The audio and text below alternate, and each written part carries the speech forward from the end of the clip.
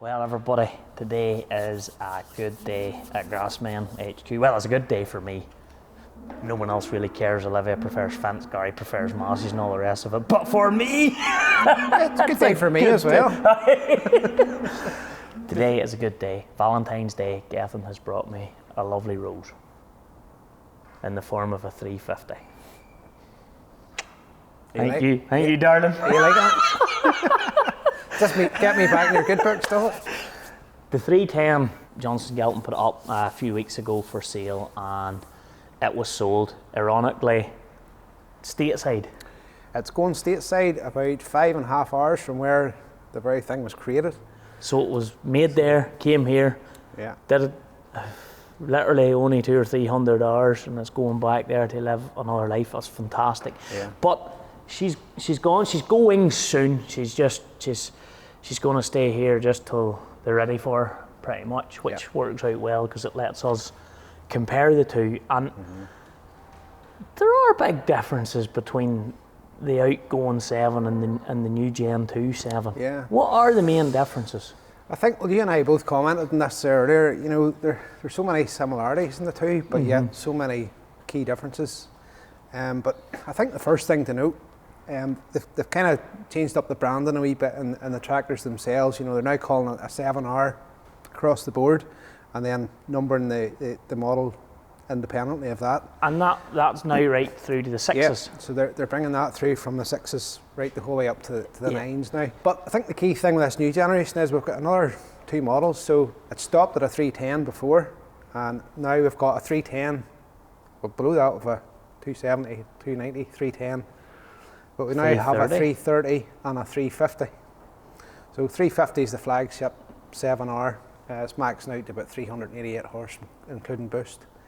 So no, it's been an exciting product for Deere and Company. It is their bread and butter product as far as tractors are concerned on a global scale. Yeah. But no, I just didn't like losing at the dump trailer challenge. Well, now you had to go and do this, didn't you?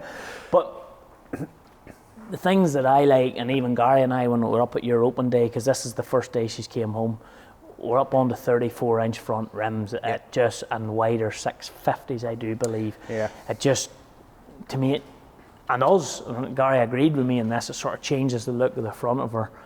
You've got the same sort of styling in the bonnet, the flags, the green wing mirrors, still not there with them at all. I don't get the green wing mirrors, guys. Well, I was there, but I've come to terms with it and actually quite like them, the 7R now. Now, what you've got to come to terms with next is these beacons that you love. I don't like the beacons at all. They're not beacons. They are. Well, it should be all right. We'll just put a set of them on.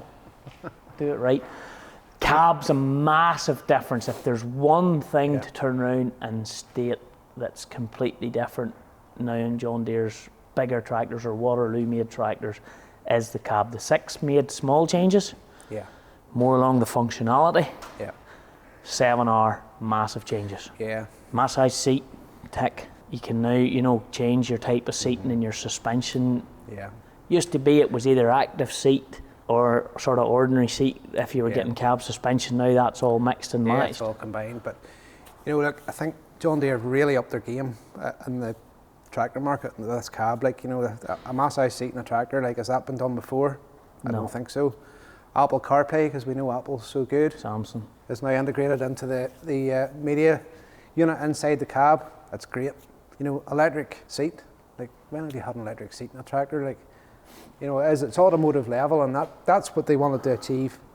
They wanted people to get in there and feel like they're driving their family car because they're spending so much time in it. Reading about some of it, John Deere engaged services, I think, from BMW design team. They did indeed, yeah. And looking at getting some of this functionality into the tractor. The new 7Rs now comes with Command Pro. Yeah. That was not an option. Yeah. Only come in with these. Wider entrance into the cab, which, believe it or not, makes a big difference. That you did feel a little bit in the 310, But wider entrance, handle down, lower, new lights. Still coming to terms with the lights, but we'll get there. But other than that, seat, footsteps, the cab is out on its own. Yeah. Is there anything else special about this model? I think, well, you touched on it there, Command Pro, like it's not a new thing for us here in Europe. You know, we've had Command Pro since 2018. It's been well received across the board, but I think, you know, on the 7Rs, because they're predominantly an American tractor, the Yanks like their traditional IVT transmission or power shift. So there's a bit of reluctance there to put Command Pro in that different driving strategy. But, you know, with things moving on here across Europe and into bigger machines across the board, you know, their opinion has been carried across, and the wish has been granted. They wanted Command Pro, and now we've got it. It's funny because I know Gary, when the 250 was here, I know he would have preferred the Fendt style of drive, right? But when he got into this girl here in the wagon, he loved, and I thought he wouldn't like it, but he actually did like it. And then whenever I was saying Command Pro's coming again, he was sort of like, I nearly prefer the other.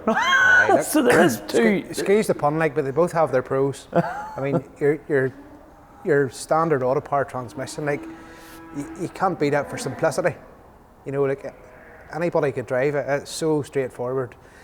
But your Command Pro joystick, like the functionality of that alone, like, it's just phenomenal. Like the configurability of all those buttons, you know, and all the different things you can perform, and you can have your joystick set up to certain profiles for certain drivers. You can have it set up for certain implements.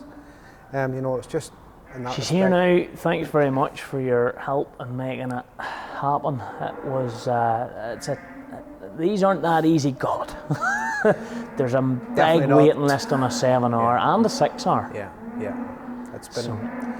It's been a very challenging time. You know, I think when COVID came out, everybody expected there to be issues. Well, look, Gethin, all we can do is get her out a bit of work, see how we get on, and we better go back here to lambing duties, for there's a lot of sheep roaring at us here. Hey, you're getting on rightly in this yard? Not too bad, aye. You've green ones everywhere. But isn't it amazing to think when you look over your shoulder, flagship, well, your 47's not flagship, there was a 49, but she's the same size as the flagship. Yeah. Flagship model, basically flagship model, and then you look at the size of these two things. Yeah. Well, it's amazing. 200 horse, 20 odd years ago. Well, consider it a big tractor. And almost 400 now out of the same series. Yeah. That's cool. 9 litre. 8.19 litre. So it'll be interesting to see how it goes. But anyway, thank you. Good man. Thank you. We'll get her lit.